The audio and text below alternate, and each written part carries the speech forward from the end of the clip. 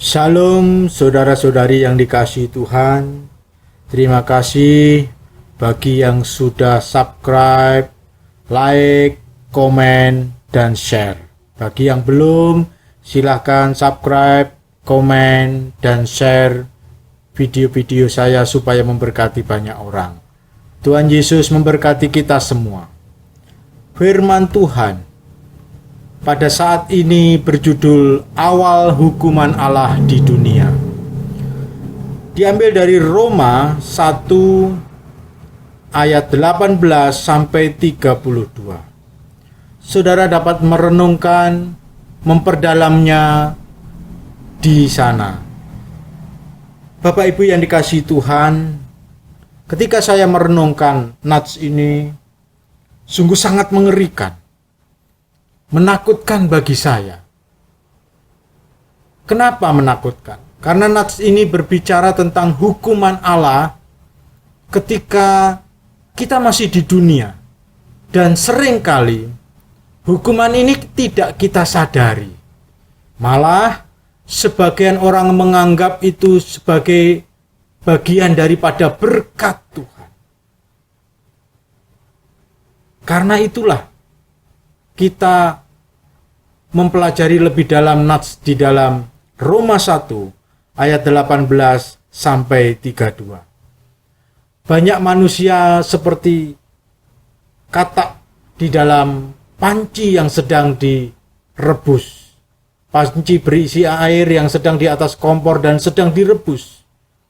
Awalnya airnya dingin, hangat, lalu hangat, dan akhirnya panas dan mematikan kodok dalam panci yang di atas kompor itu. Nah, saudara-saudari yang dikasihi Tuhan, tentu kita tidak ingin mengalami hukuman Allah ini ketika ada di dunia. Tentu kita ingin tidak dihukum oleh Allah, baik di dunia terlebih di neraka kekal nanti. Karena itu mari kita selidiki firman Tuhan ini supaya kita mengerti maksud daripada kebenaran ini, agar kita dapat mengantisipasinya dan kita bisa mengambil jalan di jalan yang benar. Kita bisa jauh daripada hukuman Allah di dunia ini. Penyebab murka Allah yaitu dosa esensial atau dosa utama atau dosa pokok. Ayat 18 sampai 21 dikatakan demikian. Sebab murka Allah nyata dari surga atas segala kefasikan dan kelaliman manusia yang menindas kebenaran dengan kelaliman. Sebab sekalipun mereka mengenal Allah, mereka tidak memuliakan Dia sebagai Allah atau mengucap syukur kepadanya. Sebaliknya pikiran mereka menjadi sia-sia dan hati mereka yang bodoh menjadi gelap. Nah, Bapak Ibu Saudara sekalian, dosa yang esensial dijelaskan di dalam ayat itu. Mari kita lanjutkan lebih dulu ayat 22, lalu ayat yang ke-25. Mereka berbuat seolah-olah mereka penuh hikmat, tetapi mereka telah menjadi bodoh.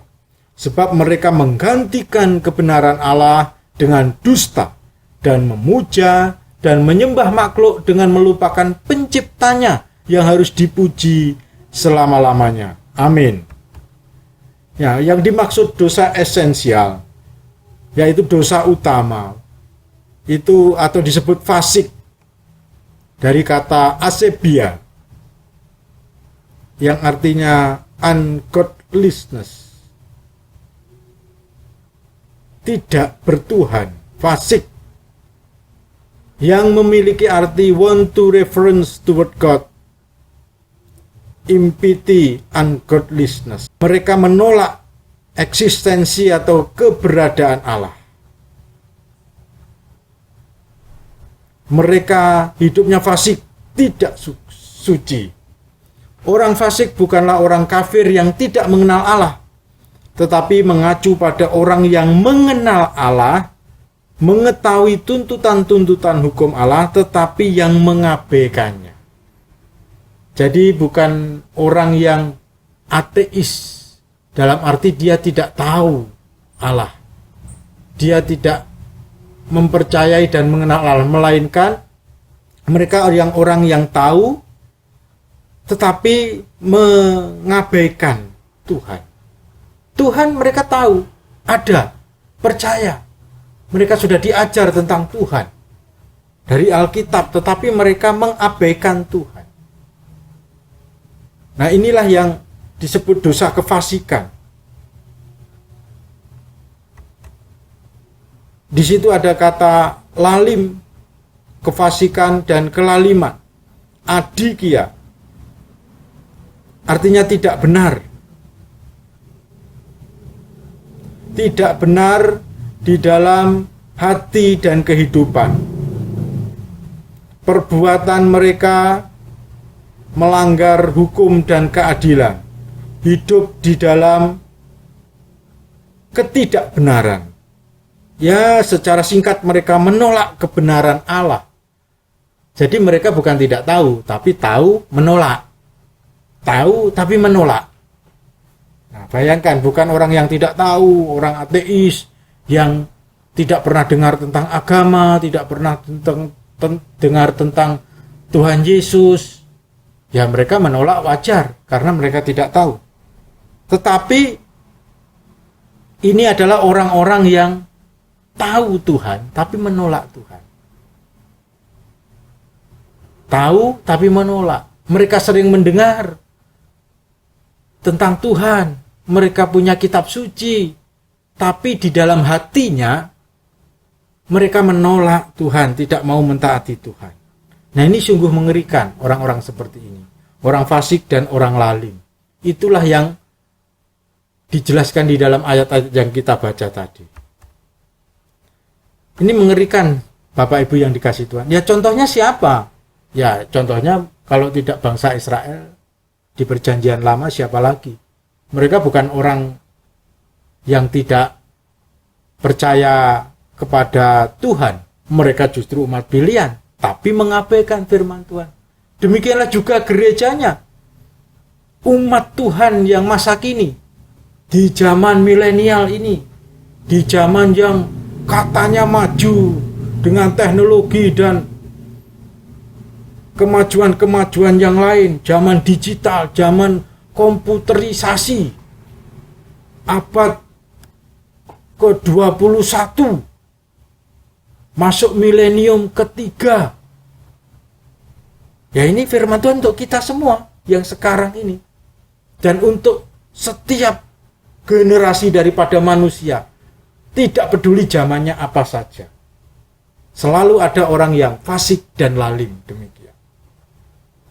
Nah, kalau di perjanjian lama contohnya adalah orang-orang Israel yang umat pilihan Tuhan malah meninggalkan Tuhan. Jadi orang yang tahu karena umat pilihan Tuhan. Sebelumnya dibentuk dan dipilih, dibimbing, diberkati oleh Tuhan. Tetapi akhirnya mereka meninggalkan Tuhan. Nah, kalau di perjanjian baru berarti adalah gerejanya, umat-umat Kristen.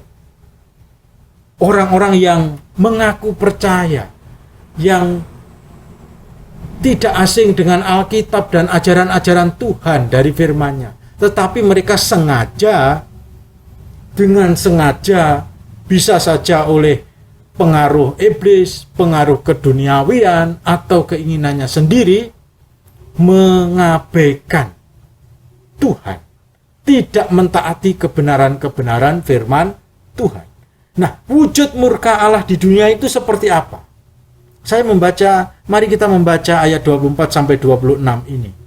28. Dan ini sangat mengerikan. Perhatikan kata yang saya pasi warna ungu, diulangi beberapa kali. Karena itu, karena dosa-dosa di atas, Allah menyerahkan mereka kepada keinginan hati mereka akan kecemaran, sehingga mereka saling mencemarkan tubuh mereka. Karena itu Allah menyerahkan mereka kepada hawa nafsu yang memalukan, sebab istri-istri mereka menggantikan persetubuhan yang wajar dengan yang tak wajar, dan seterusnya. Dan karena mereka tidak merasa perlu untuk mengakui Allah, Maka Allah menyerahkan mereka kepada pikiran-pikiran yang terkutuk, sehingga mereka melakukan apa yang tidak pantas. Nah, saudara-saudari yang dikasihi Tuhan, ayat 24, 26, dan 28. Ada satu kata yang diulang 3 kali dalam ayat itu, yaitu Allah menyerahkan. Ini penting untuk kita mengerti, supaya kita tidak salah mengerti. Allah menyerahkan. Tadi di awal, ayat-ayat 18 sampai sebelumnya, 19, 20, 21, dan seterusnya, juga termasuk mungkin ayat 25 di sana dijelaskan bahwa dosa manusia adalah kelaliman dan kefasikan. Mereka tidak mengakui Tuhan. Mereka tahu tapi tidak mau mengakui dan mentaati. Nah, di sini ditegaskan sekali lagi, karena mereka sudah tidak mau Tuhan, tidak mau mengakui dan mentaati Tuhan walaupun mereka tahu, maka akibatnya karena itu Tuhan menyerahkan mereka kepada keinginan hati mereka akan kecemaran. Jadi diserahkan apa yang mereka mau, hati mereka mau akan kecemaran, Tuhan serahkan saja. Karena itu Allah menyerahkan mereka kepada hawa nafsu yang memalukan. Karena itu Allah menyerahkan mereka kepada pikiran-pikiran yang terkutuk. Di situ ada hati, ada nafsu, ada pikiran-pikiran yang terkutuk.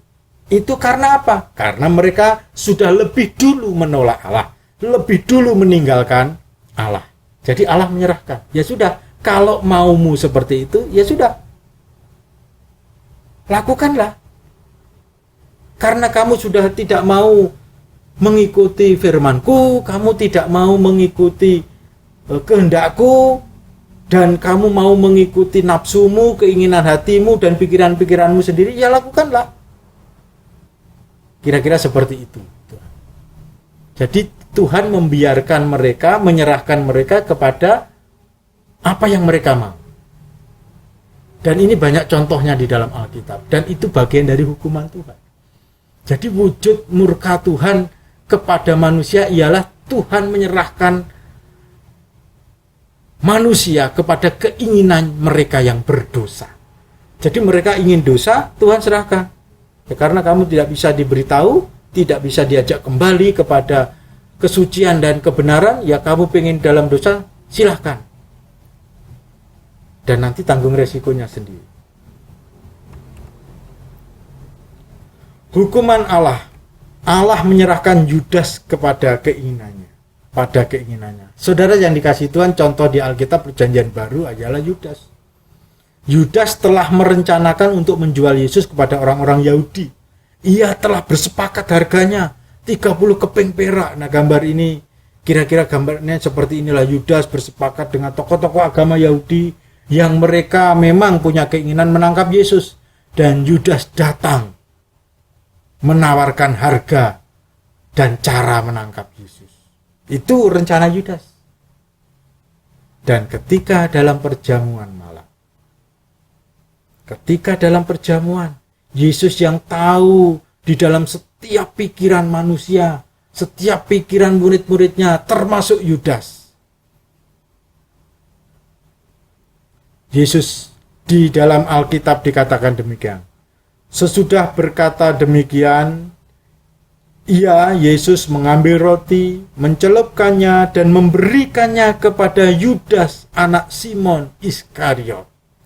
Maka Yesus berkata kepadanya, "Apa yang hendak kau perbuat, perbuatlah dengan segera." Dicatat dalam Yohanes 13 ayat 26 sampai 27.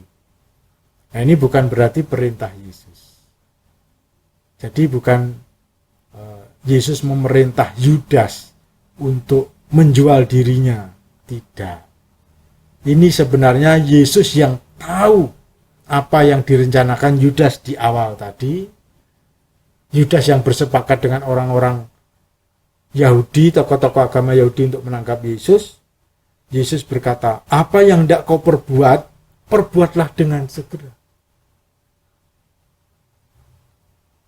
Jadi apa yang diingini Yudas untuk menjual Yesus, berbuatlah dengan segera.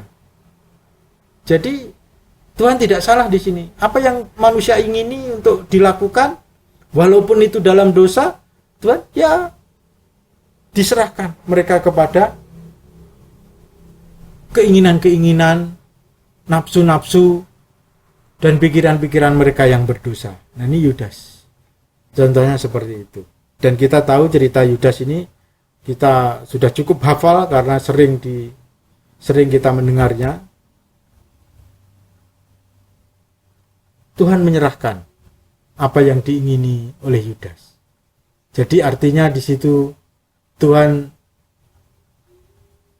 membiarkan, karena manusia sudah tidak bisa diajak kembali kepada kebenaran dan menolak dia, Tuhan membiarkan manusia mengikuti keinginannya. Dan kita tahu akibatnya binasa Yudas. Jadi manusia itu ketika dilepaskan keinginannya, mengikuti keinginan, kemauan, nafsu, dan pikiran-pikiran yang berdosa, ketika dilepaskan dan tidak dilarang, tidak dicegah oleh Tuhan, manusia binasa.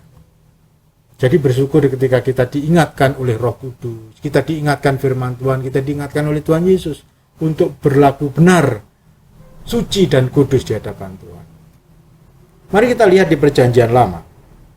Allah menyerahkan Israel pada keinginan mereka, dicatat dalam 1 Samuel 8 ayat 4-5.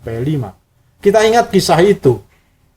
Ketika Samuel yang menjadi hakim atas Israel sudah menjadi tua, orang Israel tidak mau dipimpin oleh hakim lagi. Mereka ingin dipimpin oleh seorang raja seperti bangsa-bangsa lain. Mereka minta raja, berikan kami raja, berikan kami raja seperti bangsa lain. Kami ingin raja. Kami tidak mau dipimpin oleh hakim. Apalagi Samuel yang sudah tua. Dan anak-anak Samuel pun juga tidak mengikuti teladan Samuel. Nah, Bapak Ibu yang dikasihi Tuhan, akhirnya di situ Tuhan menyerahkan mereka kepada keinginan mereka. Lalu dilantiklah Raja Saul. Hal itu memang membuat Samuel sedih, membuat Samuel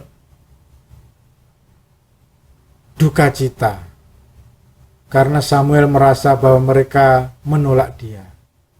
Tapi Tuhan memberitahu Samuel, bukan engkau yang ditolak oleh orang Israel, tapi akulah yang ditolak. Di dalam kisah itu, Bapak Ibu. Jadi kita tahu bahwa Allah menyerahkan Israel pada keinginan mereka. Mereka ingin raja, dikasih raja. Nanti setelah Saul, Daud. Setelah Daud, Salomo. Setelah Salomo, Yerobeam dan Rehabiam. Dan setelah itu keturunan-keturunan mereka. Apa yang terjadi dengan bangsa Israel? Ya, mereka akhirnya dihukum oleh Tuhan. Karena mereka meninggalkan Tuhan ketika dipimpin oleh keturunan Salomo, oleh raja-raja Israel dan Yehuda. Nah, Bapak Ibu yang dikasihi Tuhan, beberapa tahun yang lalu yang namanya teologi sukses, teologi kemakmuran, prosperity gospel, itu merajalela di antara orang Kristen.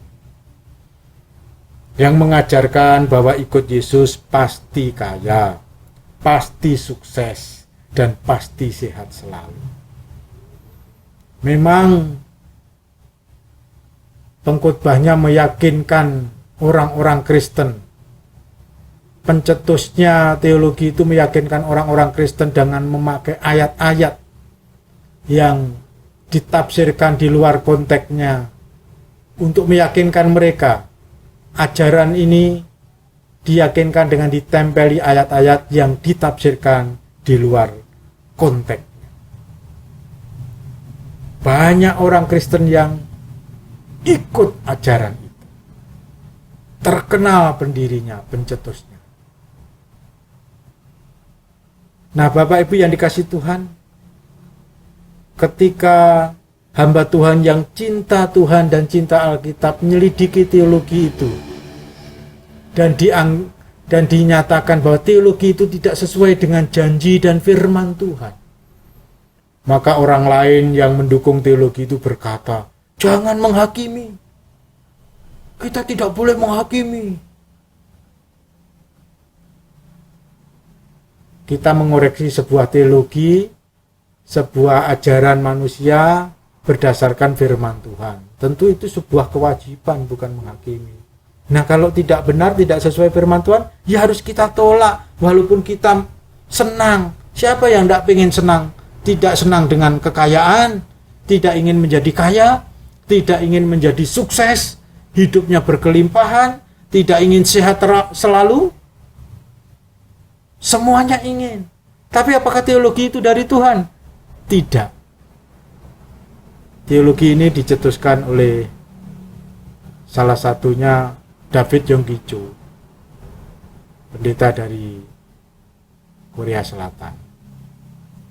Baru manusia sadar bahwa teologianya salah, dan sekarang pengaruhnya tinggal sedikit karena tokohnya ini sudah meninggal. Menurut berita di internet, Bapak pendeta ini korupsi uang gereja, lalu dilaporkan. Lalu setelah itu di penjara. Nah, setelah keluar dari penjara dalam beberapa waktu sesuai hukuman di sana, mengaku dosa kepada jemaat dan sekarang sudah meninggal dunia.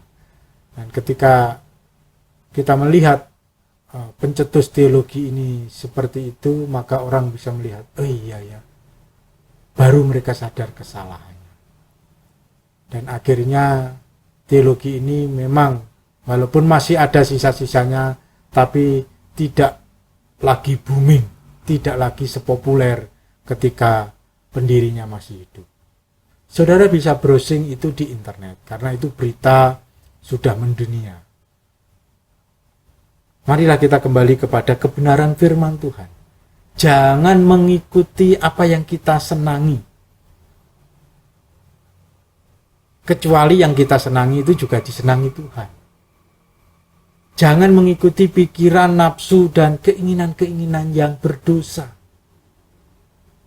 Karena itu bagian daripada hukuman kita, manusia. Mungkin kita tidak menyadarinya.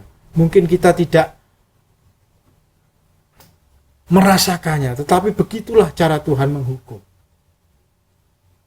Seperti katak di dalam panci yang berisi air yang sedang di atas kompor yang menyala.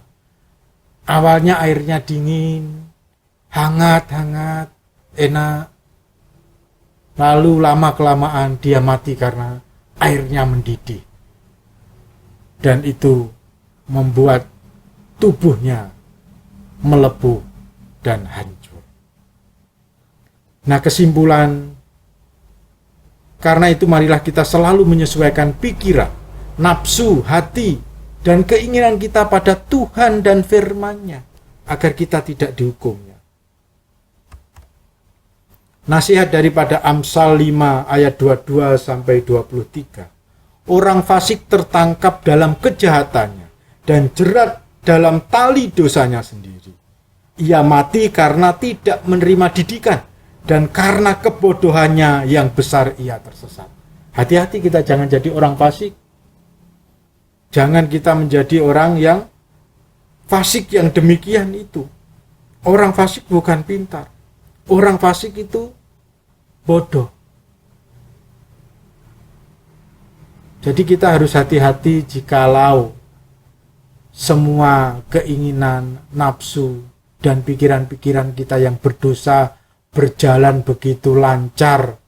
Kelihatannya Tuhan tidak menegur, kelihatannya Tuhan tidak menasihati, kelihatannya Tuhan tidak melarang, dan kita nampak sekali berhasil atau sukses walaupun dalam dosa. Jangan salah, itu bagian daripada hukuman. Dan Alkitab juga tidak memberitahu, tidak mengajarkan bahwa kalau kita berlimpah kekayaan, harta benda, berarti Tuhan berkenan. Ukurannya bukan itu. Ukurannya berkenan atau tidak bukan berlimpahnya berkat umum Tuhan pada kita.